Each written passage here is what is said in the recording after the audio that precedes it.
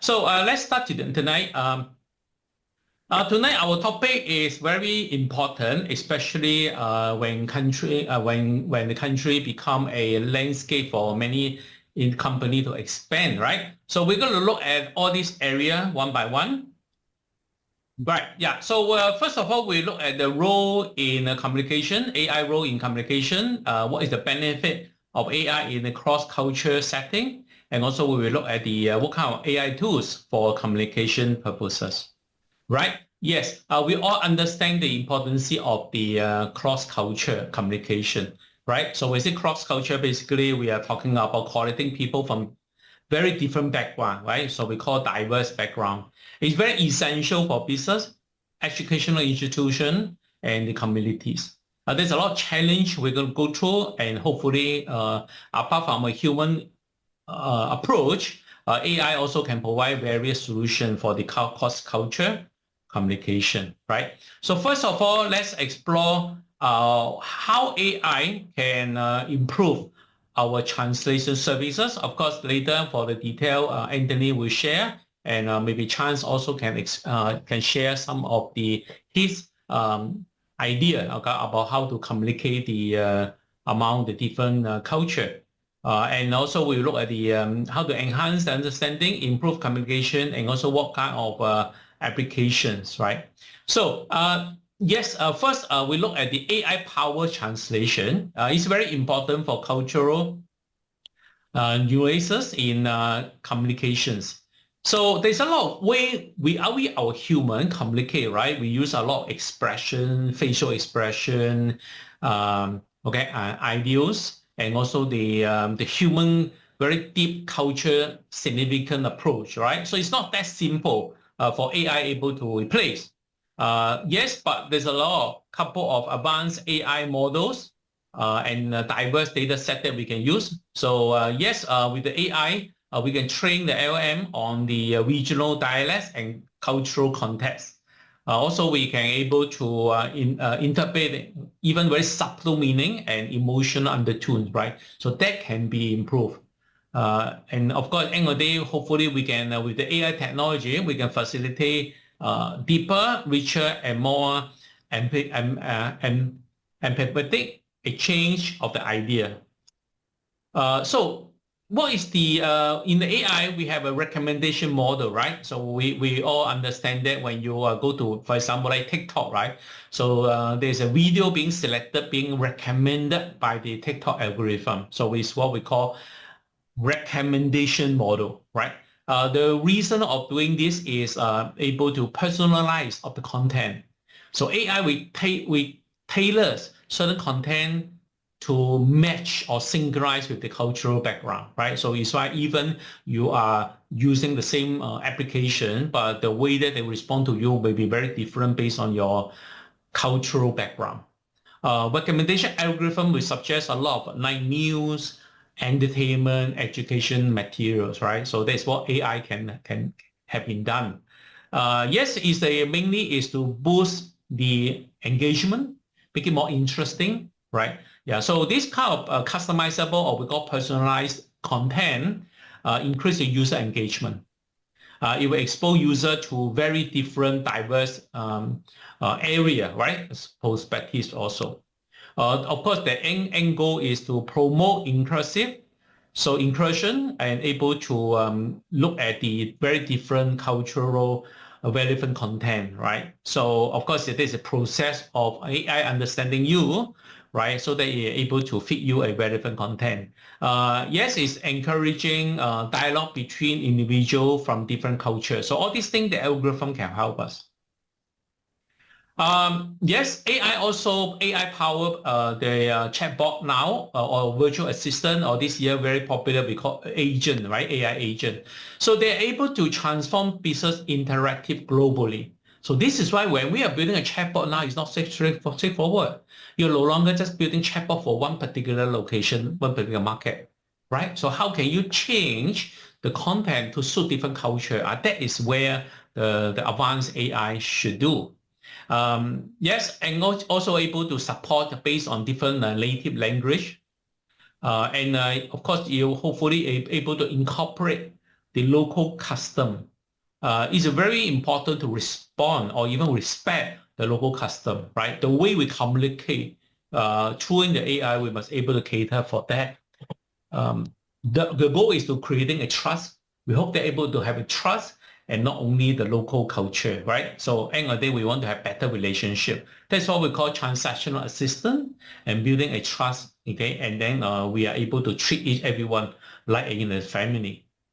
We need to improve the user satisfaction. Of course, end of the day, we will hope that we can able to have a better brand.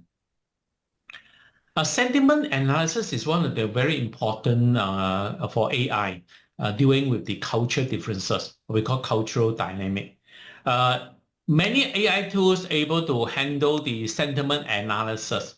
So it means that you're able to process a huge volume of text from the social media review and the forum, right? Like what we are doing.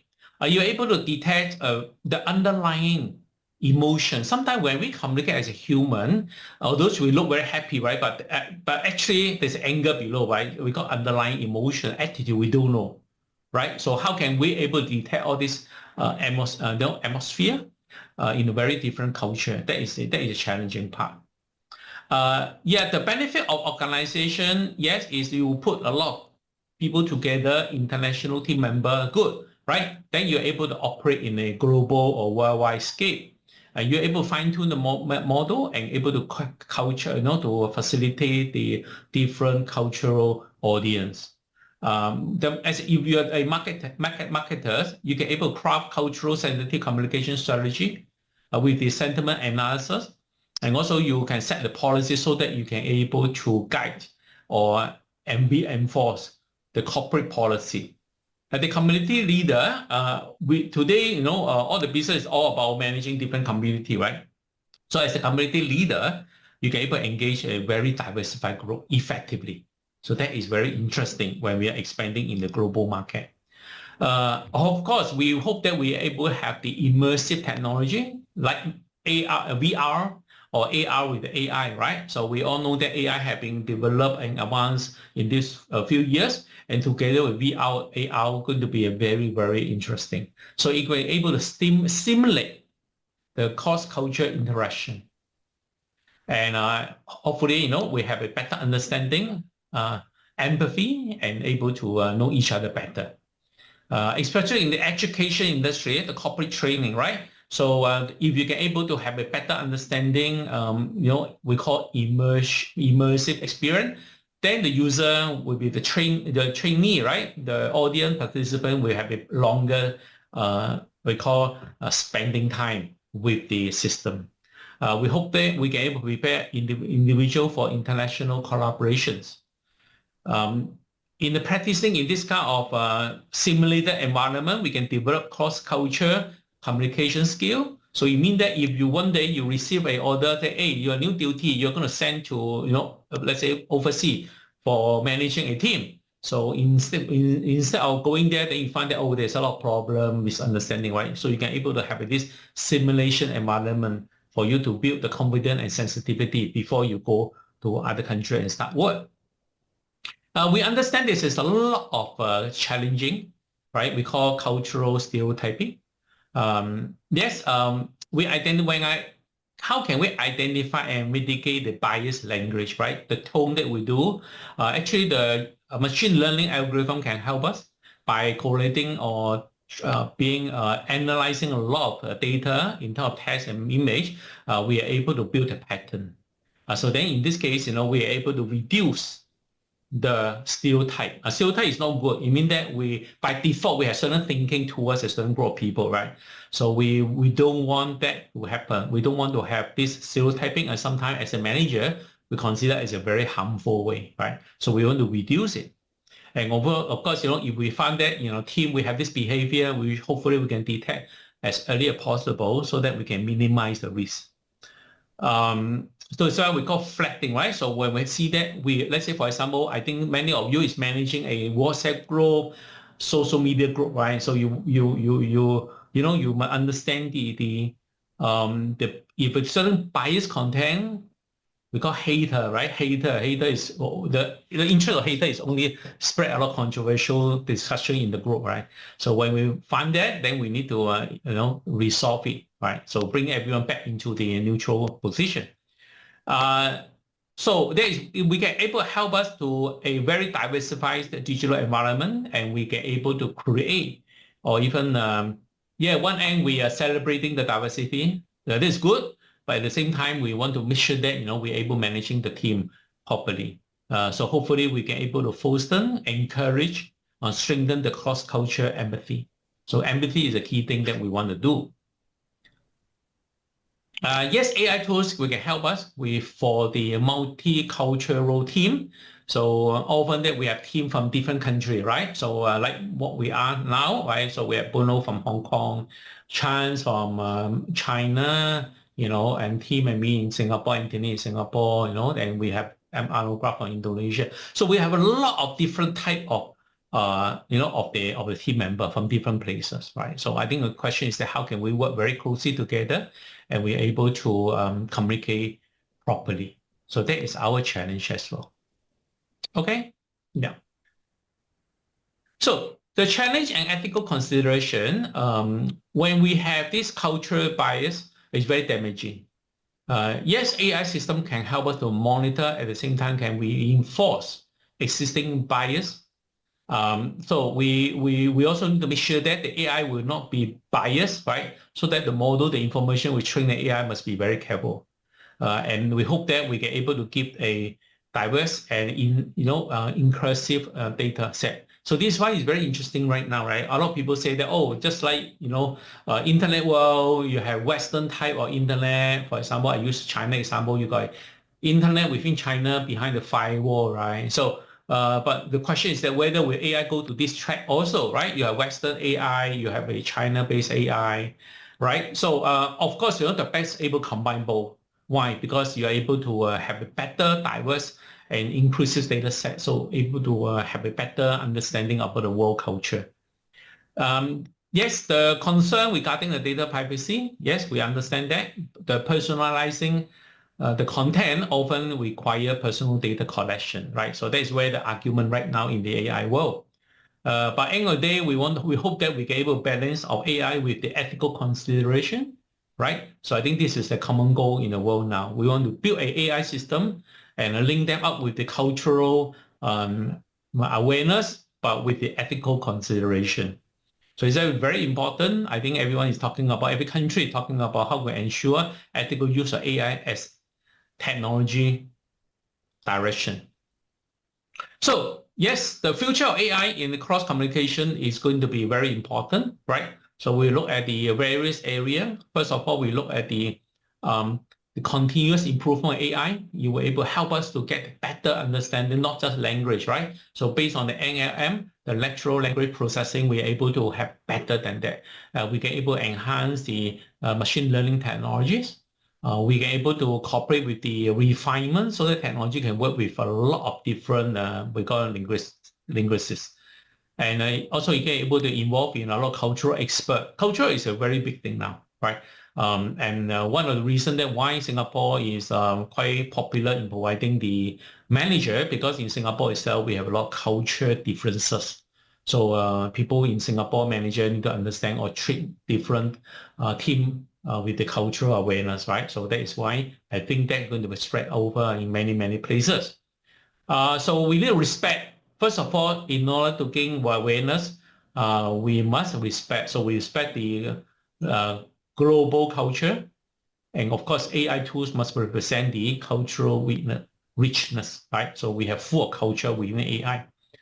That is not easy. I think that will be the next advancement on AI.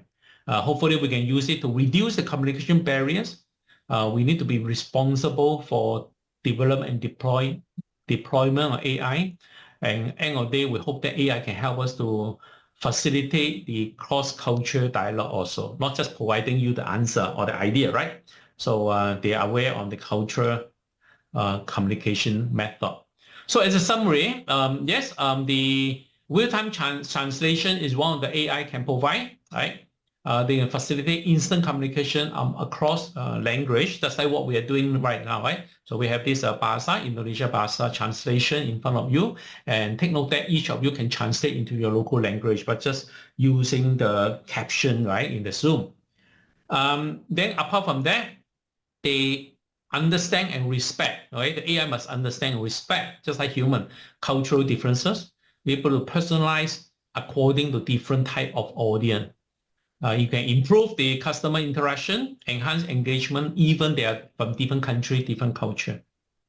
Understanding the public sentiment. So if you find that, let's say, for example, your group, right, that actually they have a particular new sentiment, new trend, you might understand, you are aware that also, there's sometimes when you put different country, different culture together, yes, this is a lot of challenge. We call stereotyping. Ethical aspect is important, and end of the day, they will drive the future AI. So we're talking about international management.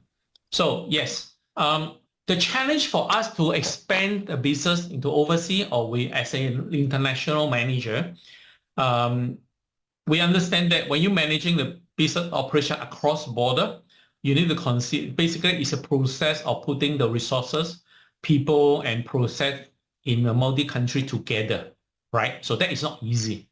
So we have mentioned that the cultural differences is one thing, and then the government environment based on the religion and the government law, and also the market dynamic, right? So that can make the globalized economy very complicated.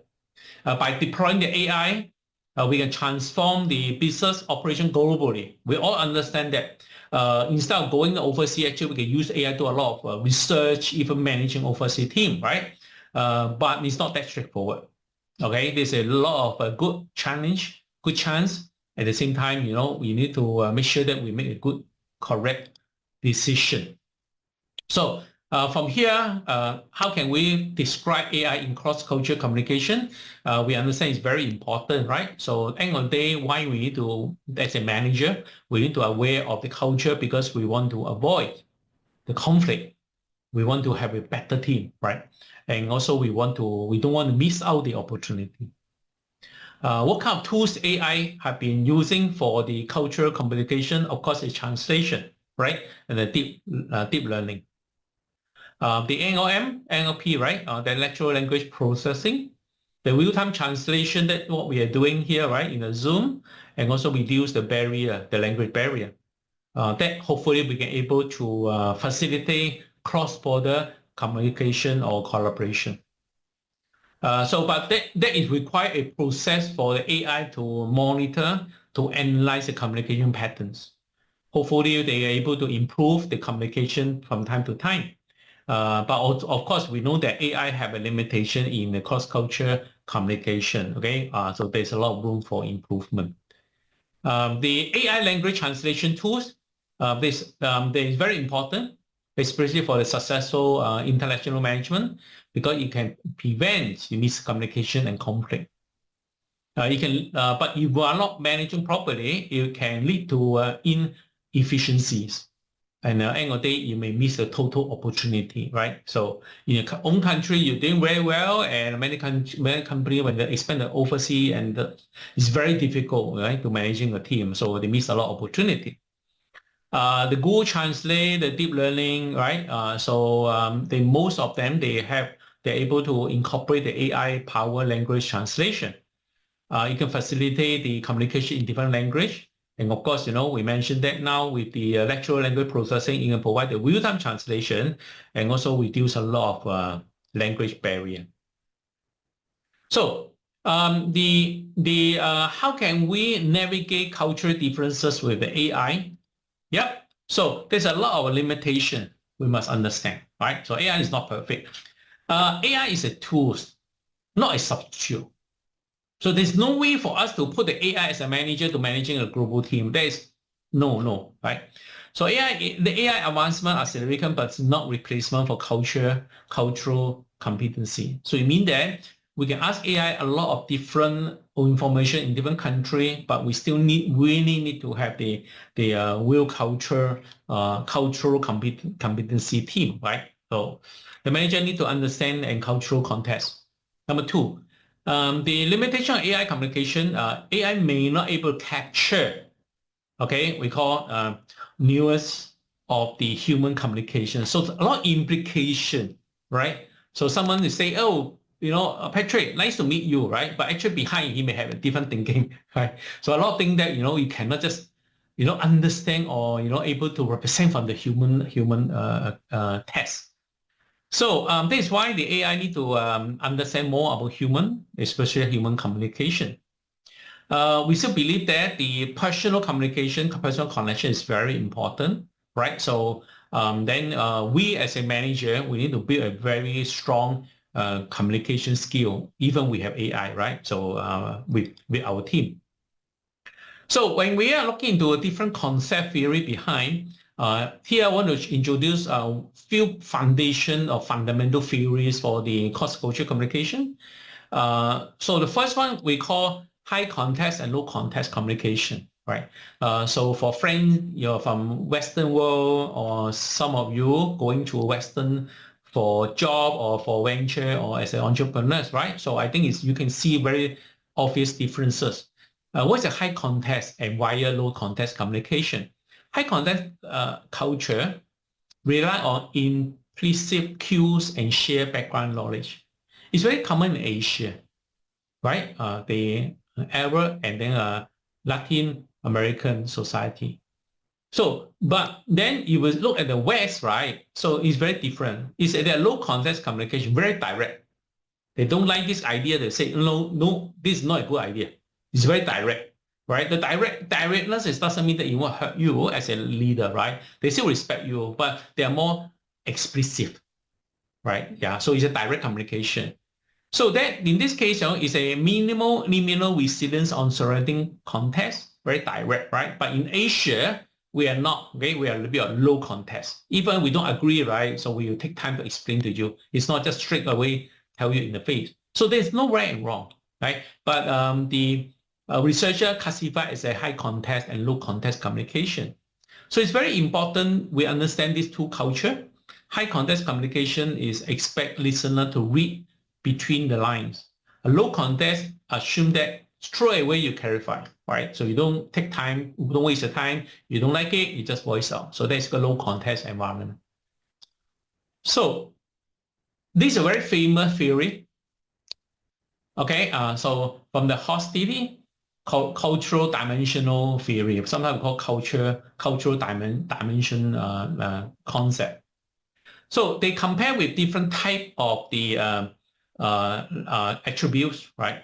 So the first attribute we call individualism and collectiveness. So individualism is very towards your individual thinking, right? Your benefit for yourself. We can't say that it's very selfish thinking, but basically they're looking at the personal benefit as a core direction, right? So they will encourage you to prioritize personal goal. They will know the benefit for individual, but the collectiveness culture is very, very, very much focused on the group goal. So they believe that if a group able to achieve it, then everyone will benefit. Right? So this is a very different approach. The other approach is power distance. Higher power, we accept hierarchy, it's more for hierarchical structure, right? So director below is senior manager, and manager. And after that is layer by layer. It's very high power. Where your leader, you have the power to design. Right? So there's a long, very high power distance culture. Lower power distance culture is more for flat organization, right? So they believe everyone is fair. Everyone have chance, have a power to voice out, right? So it's a flat organization. So again, we need to see what is the culture for that particular market, and we need to respect the culture also, right? The other one is uncertainty avoidance. That is very obvious, right? So sometimes, you see the team, right? So you find that, you need to ask you to make some decision, right? So sometimes some people say, okay, I better don't rock the boat, right? I don't say something. I better say everyone okay, they don't, it's what they want to go for a high uncertainty avoidance. They don't want to have uncertainty environment, right? Uncertain environment. So in this case, they favor very structured communication, right? So the boss explain first, then the second layer of middle manager will respond, layer by layer. But low uncertainty avoidance culture are more comfortable with the ambiguity, right? So more uncertainty, they like it. It means we can create a more innovative product, right? Of course, we classify human as a male and female, right? So we always say that, male is very like to fight, very competitive, right? So female is very, very sensitive, they understand. So they use that as a culture also, right? Of course, doesn't mean that a female cannot be a masculine culture, right? You see a lot of female also now, they're very decisive, very ready to fight. The man is very nice, so, but that is the classification for different dimension. Of course, end of the day is the long-term or short-term, right? We need to set a long-term goal, but we need to execute in a short-term basis, right? So the decision, the culture also need to respect whether we go for a long-term, and some people like to learn long-term. Some people want to focus in the short-term, right? So they believe that without a proper plan for short-term, no way you can, reach the long-term goals, right? So that is a different dimension. We have this, a lot of us, we know that what is the IQ, what is the EQ, what is the AQ, but the cultural intelligence also is one of the measurement, right? Because CQ. The CQ is the cultural intelligence quotient, right? So the ability to understand or we call the cultural intelligence, is ability to understand, to learn from each other, and able to function, very flexible, even able to adapt into the culture differences environment, right? So it's your capability. So if you want to be high CQ, right? So there's a couple of things you must have. Understand the cultural norm and practice. We call cognitive skill. Are you able to motivate people, not just giving instruction? But in order to motivate people, you must have interest and confidence, right? So you must interest in people. I don't know way you can motivate people. You may have confidence and even in a very diverse situation. You're facing different type, right? So you must have the ability to motivate everyone. Then you need to able to navigate cultural differences with ease. You must adjust your communication style and build rapport. That's how you can increase your CQ. Then within the social media, right, we all understand that social media is related to the group from the internet. But also we have a lot of social media in the human world, right? We're not talking about social media on the online or offline. But as a whole, there's one social identity theory and self-concept. What does it? It means it's measuring your self-concept from the group member. How do you position yourself in the group, right? So include cultural and ethical group also. It will be, it will affect on the communication behavior. And of course, you're able to frozen in group favoritism, and also can lead to out-group stereotyping. So you need to managing very well. In the intercultural communication, there's some obstacle. We enforce boundary when we communicate within the same cultural group, right? So we need to be very careful, and we don't want to have miscommunication with different groups. You see, when you put different groups together, let's say you have an international team, right? So you have international meeting, right? So those people in the same group, in the same country or same culture, they try to group together. So how can you, and then they are the group together, then they may have some conflict with others, right? So as a leader, how can you creating a good communication within the different group? Yes, we understand that we can able to recognize this kind of tendency, right, in group favoritism. So because you're same behavior, right, you try to favor your group. So you need to do a good balance, and you need to really communicate very well, even there are different different group culture. There's what we call communication as a co-construction of meaning, not just transferring information, just don't tell. Right? Share understanding. You let people understand why you say that. why you ask them to do this, right? Explain. So instead of communicate, you just pass information, right? So understanding is very important. Using the symbols in interaction, the language, the structure, the gesture, the artifacts, and also every day must be a very consistent interaction. It cannot be today you behave like this, tomorrow you behave differently, right? Every day you might have the same behavior. It's you, people that know you. The cultural context, the symbol is very important. Sometimes symbol may have different meaning, so don't expect everyone to understand your symbol. This is where this is when companies spend a lot of money to creating a new logo, right? Some group may like, oh, this is a good logo. Some of them say, no, it is very bad, right? So even a symbol, because symbol may have potential for misinterpretation. And we need to have deep understanding of our cultural group, and we need to keep on having a better and better communication. So there's a challenge, right? Let's look at what kind of challenge. The language is a very, very common barrier. And especially we are not using native language, right? You're using a second or third language to communicate, right? So if you're very good in your particular language and you understand other people communication, but if both of you using a second or third language, that would be very, very challenging, right? I think in Asia, just like what we are here, right?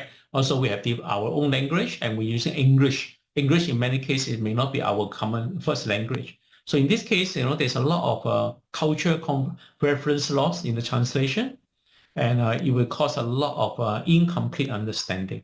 So that is what we call language barrier. But of course, with the language technology, we can help a lot.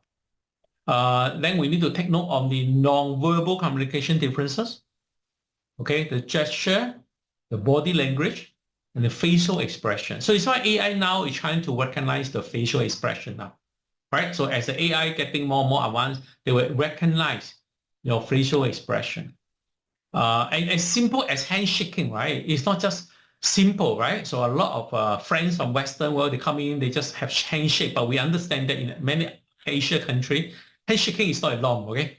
You better don't handshake and don't touch any part of my body, when I'm not your good friend or even relative, right? So that this simple handshaking can be different, right? And even eye contact, right? So you thought that you're very friendly, and then you just keep on having a very strong eye contact, people will not feel comfortable, right?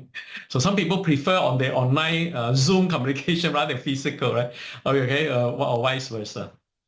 And silence, right? Silence sometimes it can be good, okay? So we can able to pause and think about it. Just like we mentioned about stereotyping and cultural bias, take note on that, because that really, really affect. It will sometimes end of the day it can be a very, very worse result, okay, if we are not respecting on this area. And sometimes we need to have a good intercultural interaction, because otherwise you will have a lot of negative bias from the beginning. End of the day, I want to highlight that it's important to obtain the trust and respect. Okay, that is a key thing for the communication. So when we're using digital communication, not face-to-face, right, sometimes we may face more problem because the complexity of digital communication, especially online, right, it will provide access diverse audience, just like what we are now, right? So we have friends, participants all over the world. So there's lack of contextual and non-verbal cues, right? So that is not easy. And there's a lot of the absence of the tone and the body language communication. Sometimes it's why we encourage, if you are able to turn on the video, they will help us a lot because we can have better communication, right? Sometimes we need to lead to, sometimes can be lead to a very inconsistent digital communication, and it will affect our culture understanding also. So that is the challenge for the digital communication. We have this power dynamic. So in the power dynamic in intercultural exchange, that is very depends on the economy, the political and social power.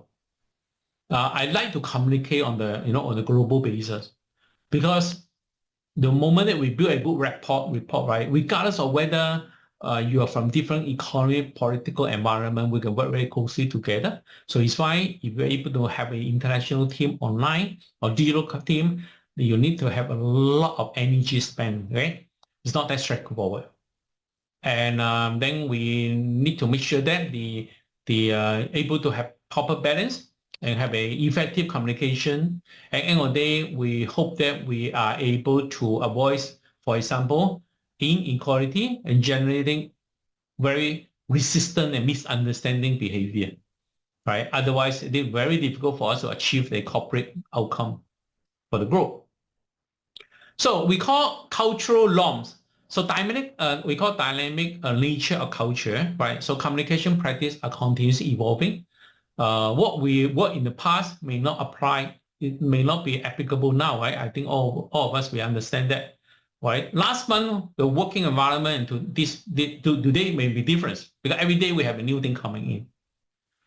So yes, we demand adaptability from communication. We need to require continuous updating of cultural understanding.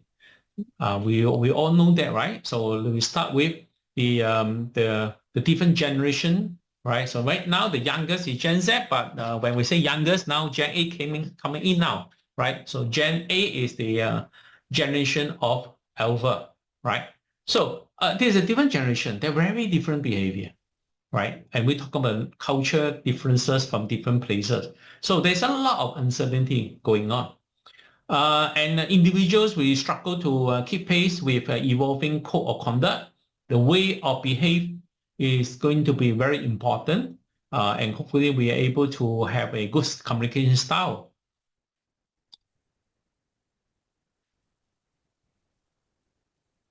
Something is good for us to learn, right? Regardless of whether what era we are, is we must be a good active listener. Active listening is very important, right? So go beyond just words. We need to pick up the non-verbal cues and the higher level of understanding. We can help in able to accurately discerning meaning. And sometimes you're not so sure you can verify, you can able to talk to the audience and say, hey, confirm, is my understanding correct? Did I mean understanding your meaning, right? It's a very, very important way. So active listening is still a very good skill. The other one is that we call cultural sensitivity training, right? And there's a lot of corporate, they have this training before the team member go to oversee. It's very important because program will expose individual to different values, custom, and the social norm to other culture. And able to, they promote empathy and encouraging the perception, right? Challenging avoid the preconception. It will improve the teamwork and communication skill also. So that is kind of training, very popular right now in the corporate. Just like I mentioned about the CQ, right? So developing the cultural intelligence. So first we understand what is CQ, enhancing the CQ, right? Communicate the knowledge. And then you need to find out the technique so that we can increase our CQ and they will enjoy benefit of the high CQ. Yes, we can leveraging technologies, definitely, right? The modern tools for overcoming the geographical barrier. What we are doing right now is video conferencing, right? You can enable the face-to-face interaction with the real-time translation and social media platform that are able to connect diversified culture together. Of course, it also depends on you, even with a advanced technology like AI, it also depends on our individual culture awareness. It's very much onto ourselves. And it requires a lot of practice, adoption, adaptation of the digital communication practice. We hope that we can able to enhancing the culture message, and through the technology, definitely it will improve our clarity, right? Make our communication better, and able to increase the reach of message across the different culture. Yes, this is important to establish a common ground. So that is a protocol so that all of us will not be violate the basic law, right? This is what common ground. Common ground is very important. Sometimes for an effective Zoom meeting, right, or a Zoom meeting, we set the common ground. So you create the foundation for trust and mutual respect, encouraging the collaboration and reduce the conflict, right? So there's a technique that we can use, like ask an open-ended question. Just like the discussion tonight where we have roundtable discussion and there's a common question that we post. Share the personal story, very useful. And also we can able to discuss certain topics openly. For able to bring a team together, identify a common values, interest, and goal. Once you know each other better, right, you'll be able to bridge the cultural divide. So this is the flexible communication style. Flexibility in communication, right? And of course, we want to make sure that we maintain a harmony regardless of the argument among the team, right? So hopefully we can maintain the good understanding. Direct communication culture sometimes is good, right? You have any question, just clarify it straight away, straightforward, and actually not bad. This appreciation of directness. I think this is what the Asia can learn from the Western world, right? But of course, sometimes we need to gain a trust before we do that, right? So that we need to have a signal each other culture, and we mentioned that we want to achieve a overall communication effectiveness. So it's why certain laws and rules we want to impose. Feedback, yes, ongoing reflection and feedback is definitely the seeking a constructive feedback, right? Just like every meeting that we have, we ask about questions, any question, any feedback, right? So that we can get improvement. So after the feedback, the feedback and then also reflection, right? So we analyze and look at the various communication methods. So we build a more agile approach. When I say agile, you mean that it's ongoing improvement, right? It's not stable and just stick into one way of communication, right? We'll keep on improving. So it's called agile approach, so that we can able to enhance the cultural competency. Here, I want to share with you some of the companies that are very successful in the global.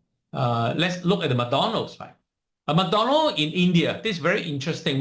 For those who went to India, okay, or friends of India, and you understand that India is very diversified. Even there's one India, but there's a lot of different language, dialect, right? It's very diverse. So when McDonald's enter the India, they enter a market with diverse, the dietary practice and very strong religions sentiment.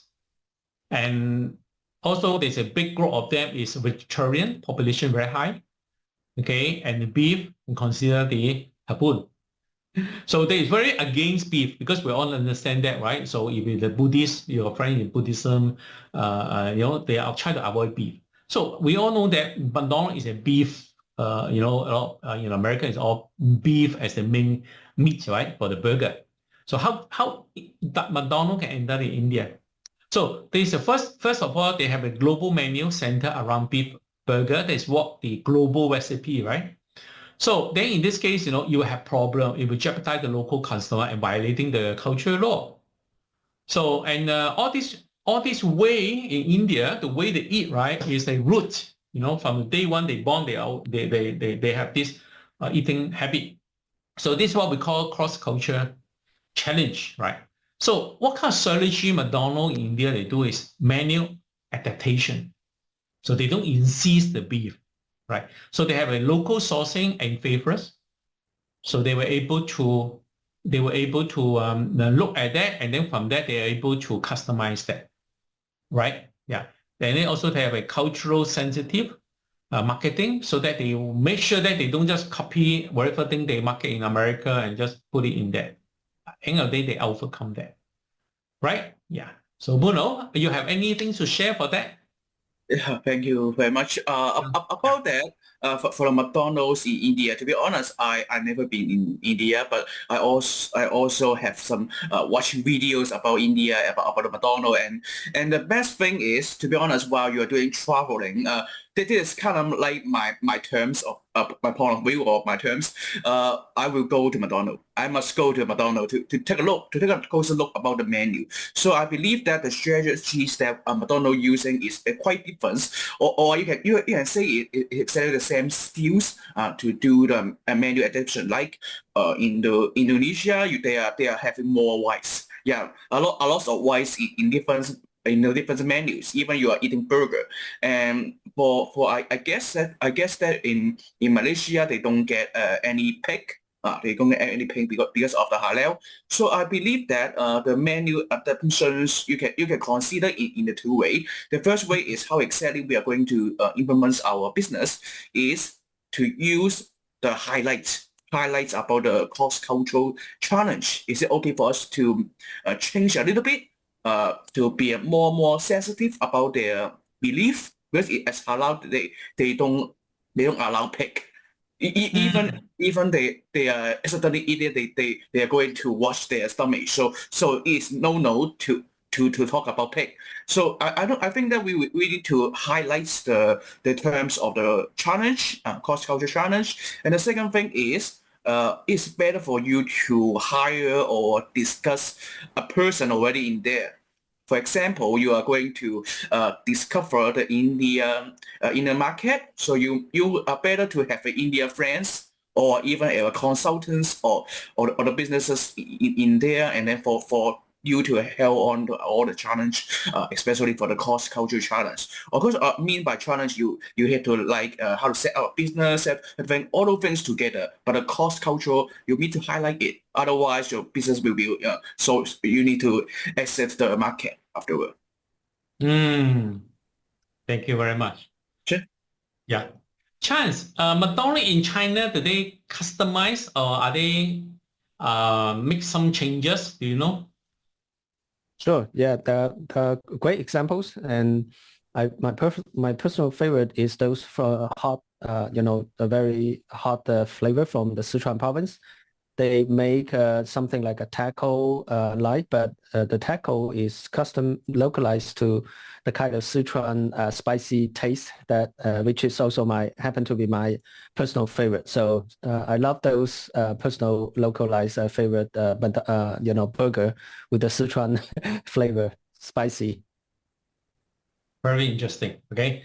Yeah. So this is why McDonald's is successful, because I think they put a lot of effort. They just don't just copy or replicate the same menu across the different area.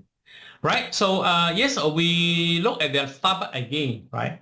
So Starbucks aim to expand in China, a market with very strong tea taste, right? So that tea is a culture in China. Used to be a very strong tea culture, right? So yes, the challenge is when they introduce the coffee to a tea preference audience. So they need to make sure that they match the local flavor, right? We call it social custom. So how do they, what is their strategic response? So they localize the store design so that it's not very much like the Western type. They also have product innovation, and they tailor the way of communication, and also they build the community engagement, right? So they take time to build the coffee culture in China, actually, and without rejecting the tea flavor or strong tea culture. So that is what they have done, right? So outcome is, yes, they're able to build a very strong local customer base, appreciate the global quality and local, okay, we call identity. So that is what we call a successful global company, but well localized in the particular market. Okay, P&G, I think P&G, we all know that, right? There's a lot of consumer goods, right? We've been using shampoo, a lot of household item, right? So P&G is the international consumer goods company, right? So they launched this Thank You Mom, okay, campaign during the Olympic Games. So we all know that Olympic actually is the best place for advertising your brand, right? So they have this campaign, right? So and they target a global audience with a very diversified culture, right, and language. So when they go to country, one of the challenges is that they need to resonate the universally via a large local culture. So okay, then they are looking at mom message. So basically they try to, because I think mom will be the heavy user for P&G goods, right? So traditionally, of course now there may be dairy around. So to craft a message to encourage the emotional resonance across the very culture context. So what they have done, so they focus on the universal themes. Universal theme, for example, mom position, right? Thank you, appreciate mom effort. So that is a global universal syndrome, right? So then they create a multilingual and multi-channel communication. And of course, they do a lot of local research and the collaboration. P&G products have been widely popular in many, many countries as well. So IKEA, I think IKEA also very, very successful companies. So they are the customized product, okay, and to suit the local preferences, right? So they providing the multifunctional furniture for smaller living space. It's very compact, right? So what they have done is they localize the marketing campaign reflecting the regional lifestyle. They do a lot of advertisement in the local language, right? Yeah, and also have some humor and at the same time some symbols. So they invest in understanding the local culture practice before they enter to that particular market. And interesting, they actually engage the local designer for their product design, right? And at the same time, they actively involve in the local community events, right? And then the experience, they adapt. The store experience you see when you go to different IKEA is very different. It's a fun when you travel and you go to visit IKEA. You see the way that they decorate, the design are very different. So the store layout, the design is all looking, catered to the local expectation. And finally, right? So if you look at that, right? So this is the importance conclusion. Is very important for the local culture. We call cultural communication. And also we have covered different type of theory, right? And also highlight the language barrier and non-verbal misinterpretation. And yes, we need to develop a good active communication. And of course, end of the day, we hope that we're able to benefit to the intercultural competency to achieve a better globalization strategy also, right? Yeah, so correct. The meatball, right? So I think meatball is very good, right, Bruno? Sorry for keep on saying about food. Yeah, actually that is one of the part that IKEA is doing great for me too. Apart from the meatballs, I'm not going to talk so many things about food today. And the second thing will be the design as well as the okay, I would say is all the decorations is completely different because once I go to Hong Kong, I'm not saying that Hong Kong is going to be small or anything. Is they are having a different design for the bed, different design for the tiny doors or something like this. So they tend to be so different about the items that you can spot in. You can take a look, and then the IKEA is actually I would think that IKEA is more into the cross culture. Very good. Thank you very much. Okay. Yeah. Okay. So I finished my presentation. Tonight we have two guest speakers. One is Anthony Wong. Okay. Hi, Anthony. Hi, Patrick. Okay. Hi, everyone. Yes. Okay. Also, we have another lady. Okay. Is Dr. Suris. Hi, Dr. Suris.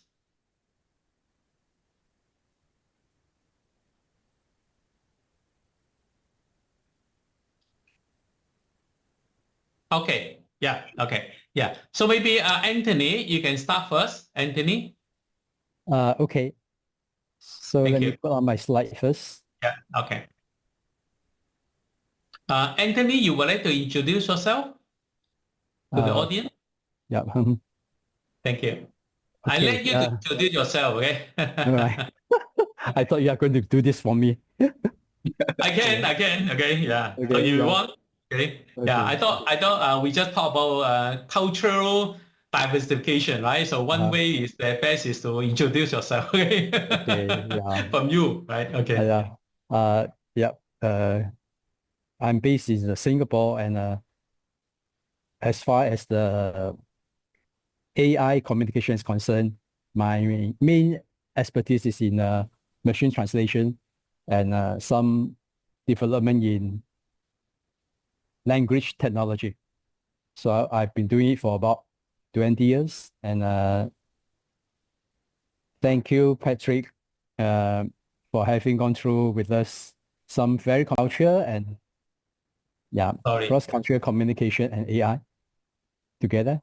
By the way, can you see my slide? Not yet. Yeah, it's I stopped my slide. So yeah, Okay. so that you can show. Yeah. So is it okay? Can you see? Okay. Yeah, you can try one more time, Okay. Anthony. Let me try the sharing. Yeah. Don't worry. Yeah. So that's my. Yeah. Don't worry. Take your time. Yes. Okay. Mhm.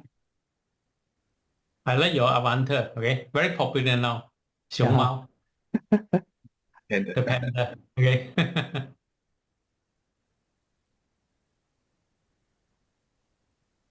oh, Okay. It's coming Okay. up. Mm. Okay. Yeah, we can see it. Thank you very much. Okay. Yep. All right. Tonight agenda for me. I think I will first go through the roots of the translation technology. So in particular, is a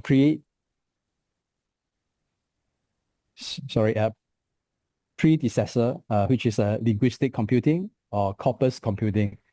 Corpus is basically a data set for language elements. It could be words, it could be strings or part of speech, right?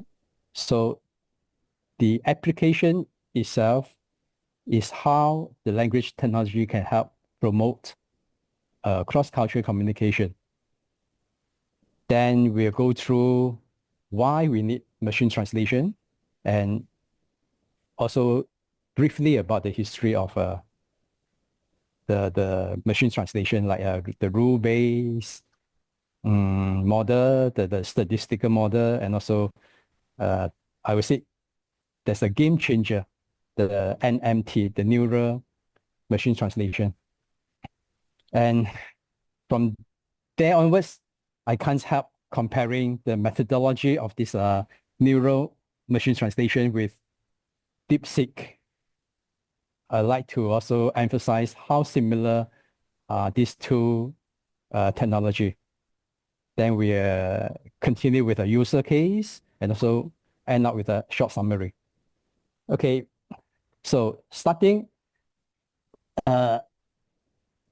language technology is mainly presented as a linguistic computing. So it tries to develop algorithms and statistical process to automatically process the languages. It also creates language models to parse, to produce and represent semantic method. And the objective is, of course, to help humans interact with machines and software more efficiently. In terms of applications, I think there are plenty of them, like MT, the natural language processing, speech recognition, text to speech, as well as the other way, speech to text, search engine localization, which is extremely important, and also the e-commerce. So just imagine if you want to do some cross-border, whether it's a cross-territory or cross-countries transaction, you'll be so inconvenient if there's no this language technology to help us to do the translation.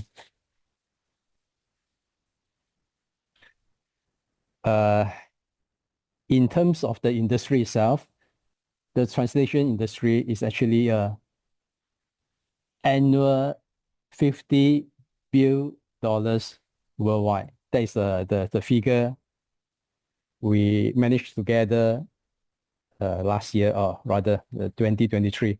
And according to some of the forecasts, the industry itself will skyrocket to about 100 billion in about 2028. Okay, why MT? Why machine translation? Right. Initially, we have this translation memory like Trados or computer-aided translation all the way back to the 70s or 80s in the last century. Then because of the speed they require and the number of volume involved in a translation, so to rely on human translators is certainly not a viable alternative. So the technology itself has evolved, and more language pairs has been introduced to the users.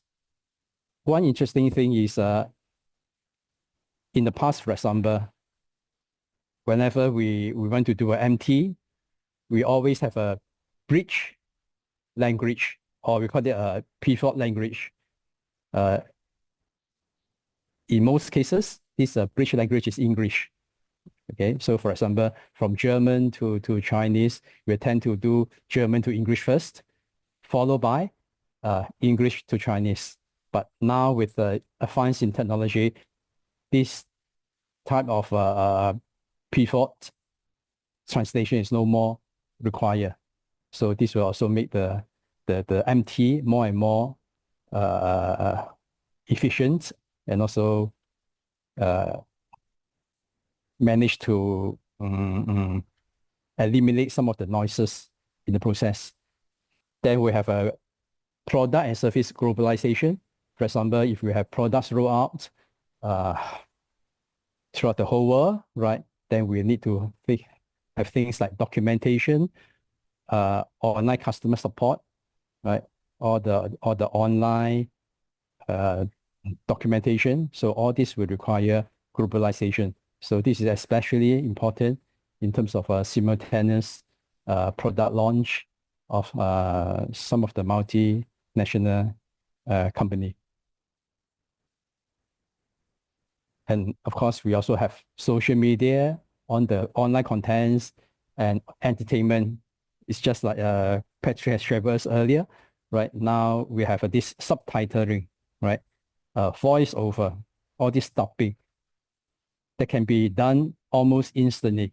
So even you are listening to CNN or CGTN, you don't have to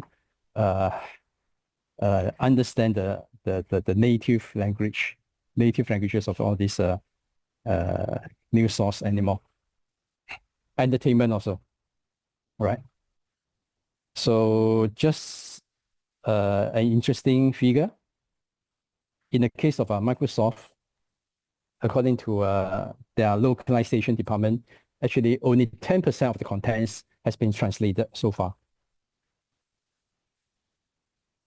They are mainly the documentation and the really important online menus. It's meant for the customer. So we are the 90%, the rest of 90% of contents. So there's even a rich company like Microsoft, they will say, well, we have no money to translate all of that, right? So, well, the best solution will be MT. So they are actually relying on machine translation a lot to do different languages, different locale sort of translation. So a very brief go through for the evolution of machine translation. So basically, it's from the target language, we have a decoder, right? We try to translate the source language into some symbol by using some decoder, and after doing all the processes, so from the other end, we make use of an encoder to generate back to the target language. So within this, between this decoder and encoder, actually there are different technology, different methodology. And the very first one is a rule-based. Those are the good old day when we have to engage a lot of linguist expert or the linguistic professor to try to do the parsing of the languages, right? We have to build bilingual dictionaries, and we have to do it for specific domains, right? For example, for industry automation, there's a industry automation rule-based translation engine. For medical and pharmaceutical product, we have the corresponding rule-based domains for this application. So mainly it is through the parser, it is through the dictionaries, constantly update dictionaries. We come up with a transitional tree in between the source and target language. Then we'll do a lot of syntax and semantic analysis between these two. So that comes about 80s or early 90s in the last century. That's the first time when the machine learning has been deployed and involved in the MT. So it's basically an algorithm that helps us to analyze large amounts of existing translation. In particular, they are the language expert translation. We look at the patterns, then we get the system to make some intellectual, some intelligent guess, some clever prediction on the basis of statistical likelihood. So a lot of mathematics statistics are involved. Things like a Bayes rule, right? All this conditional probability theory, so that some specific words and phrases could be present in the target language. There are also some algorithm, we call it hybrid, which is basically a combination between rule-based and statistical, and also some parameterized templates. For example, one of the project we have done at the turn of the century, we come up with about 5,000 language templates between Chinese and English. Okay, so according to the linguist, this more or less summarize all the pattern, all the structure of the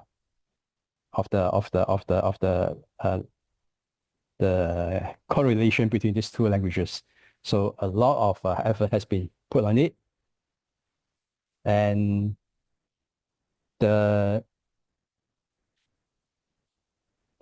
language component, like the part of speech, the words or the sentences, will be parameterized before you substitute into the one of these 5,000 templates. And these templates will be the system will try to identify the correct, the best fit templates of all these 5,000 of them, right? And try to substitute into these templates as the parameters. So the outcome is pretty good at that time. So it has been implemented quite widely, quite comprehensively in the turn of the century. Then we come to the game changer, which is NMT, the neural machine translation. Okay, I do not want to dig into the details. Mainly it is a vector representation. So it's still some sort of statistical manipulation, right? But it assesses the input as a whole rather than separating it into subcomponents. So the parser itself is not so important as in the case of templates or the statistical methodology, right? And what make it so popular and so productive is a little bit like I would say the forerunner of DeepSeek, for example, right? The AI system that generate a lot of excitement in the past few weeks. So the neural network itself in MT is mainly deploying the recurrent neural network technology. Okay, it has done things like reinforcement learning. So it's just like I would say the DeepSeek is just like what we have done in our NMT, right? We use a lot of supervised data with the various parameters of feedback and self-learning. Then we have come up with this reward modeling system. So we use weighting or the weight algorithm to select the best fit for the translation.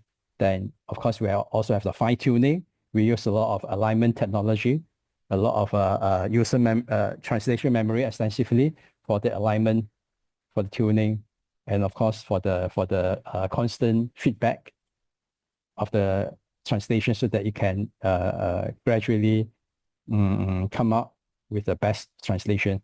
And also we also use distillation technology, which basically is using very small models. Okay, very small models meaning for us in natural process, natural language processing, quite a mouthful. Natural language processing technology, we use millions of corpora. Okay, a lot of corpus, millions. We consider this as a very big, very energy-consuming models, but as compared to now the LLM, the large language model, is actually really a peanut, I would say. So the result is the neural machine translation is actually a very small and very cost-effective solution as compared to LLM. So even at this stage, now we have a LLM in the market for almost 2 years already. In our translation technology circle, actually NMT is still the mainstream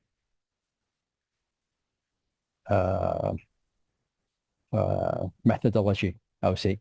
Okay, we'll very quickly go through a user case. Okay, this is an ongoing project, which is a clinical group with clinics for complementary medicine, mainly in Germany and Austria. Okay. The challenge is you have to use the native language of the patients, right, to come up with the diagnostic reports and also the medical prescriptions. So, well, you can call it politically correct or not. In EU requirement, whoever walk into the clinic, right, say, okay, I have headache or I have sore throat, you have to diagnose the patient, even they cannot speak a word of German or even English. Whatever they complain, you have to do some sort of a language some sort of translation so that the medical staff, the doctors, the nurses can understand what they want. And they have to go through the diagnostic, right? The diagnosis. And eventually, when you come up with the diagnostic report and also the prescriptions, it could be a medicine prescription, it could be some medical procedure. So this piece of information must be presented in the native language of the patients. So what are covered? What languages are covered? So altogether 26 European languages, plus the following 5-6 of them: Arabic, Chinese, Farsi. And Farsi probably is because of a lot of many new migrants from Syria, from Afghanistan, in Germany, and Korean. Well, Korean not to travel, like they are everywhere in Europe, and also Russian. It's quite surprised that Japanese is not on the list, but I don't know why. Perhaps they travel less nowadays. And the requirement is all this translation must be real time, on the fly. Okay, and it must be present in both speech and text. So far, we have done proof of concept with them. The project is still in prototype stage, and we expect this to run online to be productive by middle of this year. Okay, just a quick summary. MT is rapidly advancing through its integration with AI and big data, and by analyzing large amount of multilingual data, this advanced MT can understand a lot of complex contexts, right? And even very specific language styles, and even things like emotion and sentiment, things that Patrick has shared with us earlier. With this evolution with the neural MT and natural language processing, MT is no stranger to the recent spectacular success in technologies such as reinforcement learning, supervised fine-tuning, and also distillation, which actually suit some small dense model very well. And with the demystifying of LLM and AI, we can foresee that more multilingual applications will be developed and popularized, and it will in turn contribute more positively for the cross-cultural communications. Well, that's all I'd like to share with you today. Yeah. Thank you very much. Yeah. Okay. Thank you very much.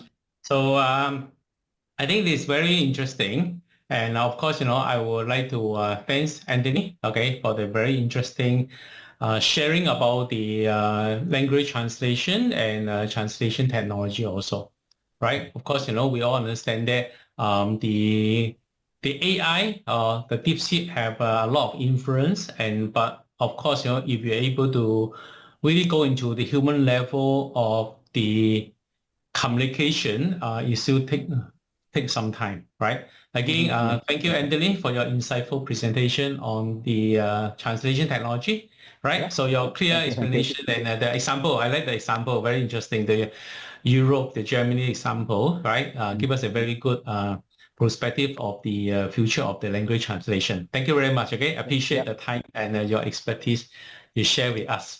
Right? Yeah. So Anthony is very humble. So he did not share. Okay. Maybe I just take over the screen, right? So actually, Anthony have a LinkedIn, right? On that, then some of the profile that he have shared with us, right? So maybe I will just share your LinkedIn, okay? The link with everyone. If Anthony, you don't mind? Oh yeah, please go ahead. Okay, right. Okay.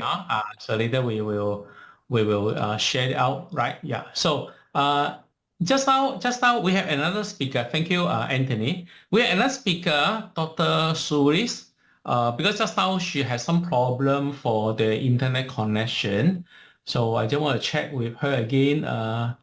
Dr. Suris, are you still around?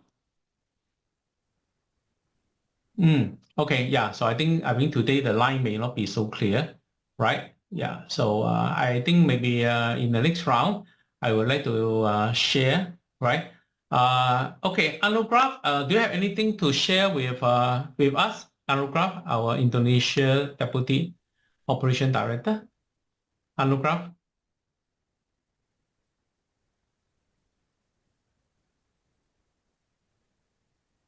Okay, yeah, okay. So you know, right? Okay, so I think we go through some of the question, the common question that we have, since the time is running off, right? So maybe I can just post one or two questions out, so for all of us to share. Okay, yeah.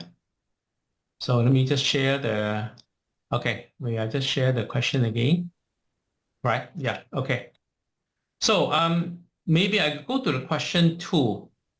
Right. Yeah. So this is quite interesting question. Okay. Let me share the question to the group, to chat, so that all of us we can you know, we can look at it again. Okay. So I just share in the chat first. You want to give me a second? Right. Yeah. Okay. So this is a question, right?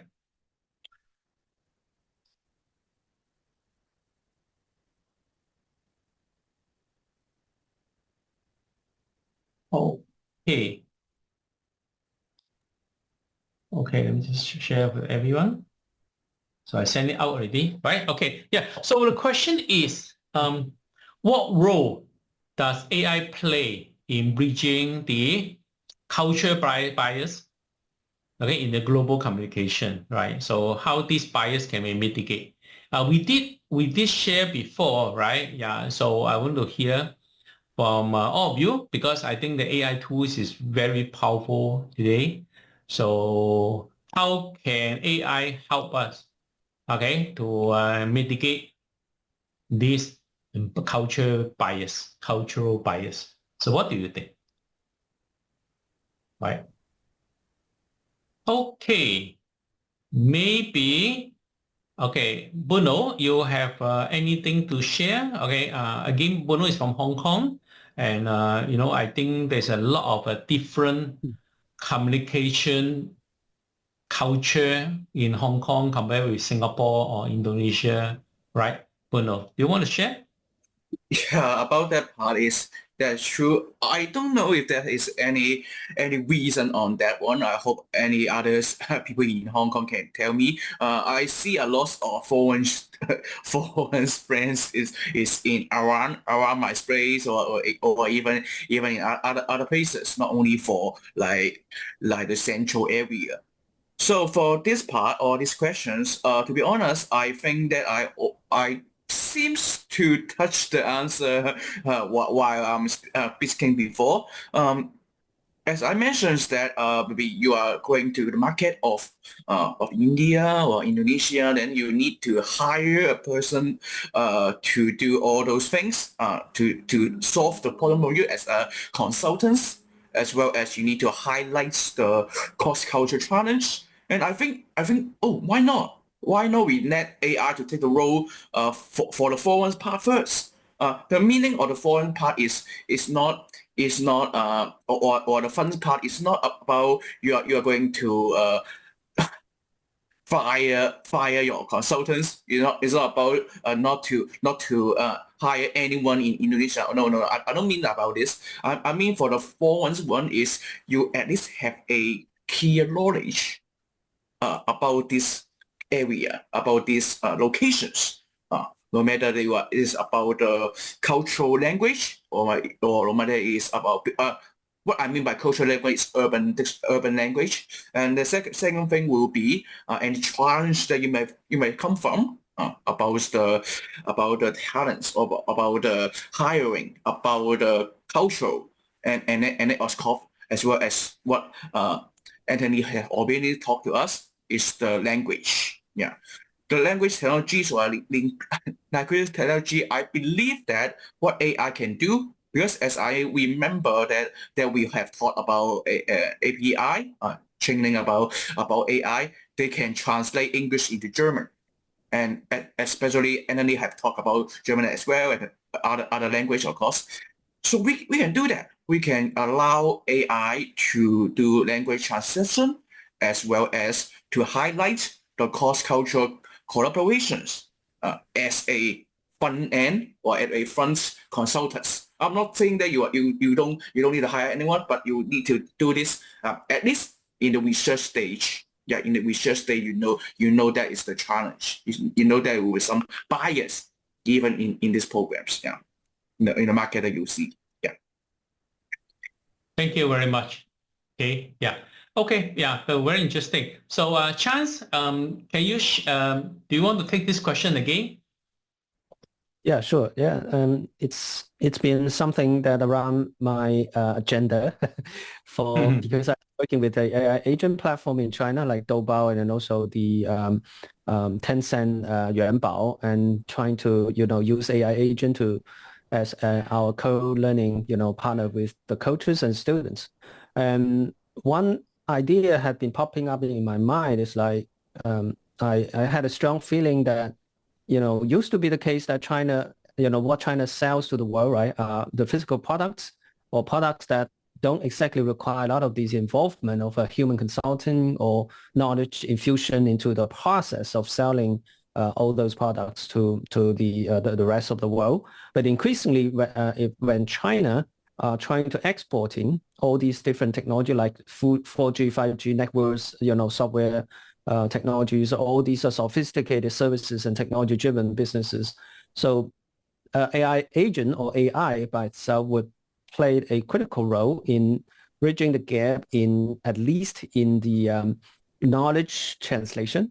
Like for example, when it used to be the case that it's the engineer, right, the sales engineer who traditionally they're not very, their English maybe not very fluent, but maybe with the AI agent help, for example, a 4G, 5G, system engineer, if they want to offer help to their customer in, for example, Turkey, if AI is being, placed in their conversation like today, right? Also maybe in other like a chat app, especially when they are talking about the very in-depth knowledge or topic regarding their professional, right, engineering topics. So I see AI will play the critical role in such cases. So bridging the knowledge gap by itself is already a highly valuable value add-on to the China, trade on the technology product and services to the rest of the world. So that's my 2 cents to the topic. Back to you, Okay. Patrick. Thank you very much. Okay, excellent. Okay, yeah. Okay, so I think that's all for tonight, right? So thank you everyone for attending this forum, and hope that we give you a good insight about this topic called cross-culture, especially the contribution from the AI, artificial intelligence technology also. Okay, yeah. Thank you very much. Good night. Good night. Bye-bye. Good night. Good night. Good night. Thank you.